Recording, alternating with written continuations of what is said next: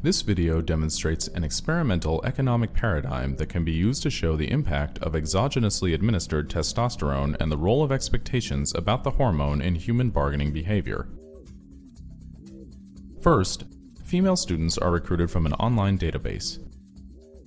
Testosterone or placebo is randomly administered to the subjects in a double-blind manner, artificially raising testosterone levels in the group receiving the verum and leaving testosterone levels at baseline in the placebo group. Subjects then play 3 rounds of an economic bargaining game in order to assess fairness of decisions during actual social interaction. Finally, statistical tools are used to analyze effects of testosterone administration together with the effects of expectations about the hormone.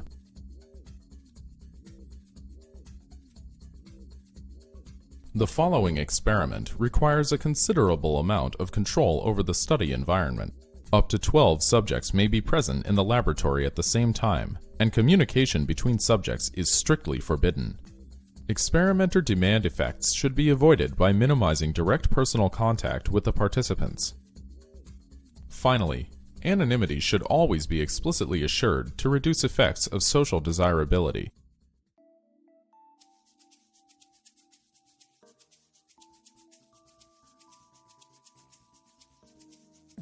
Human subjects for experiments combining behavioral endocrinology and experimental economics are recruited through an online database containing a list of a large number of volunteers.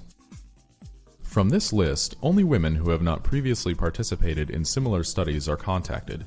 It is important to recruit women only because the time course of neurophysiological effects after acute testosterone administration is only well established among women. For men, this time course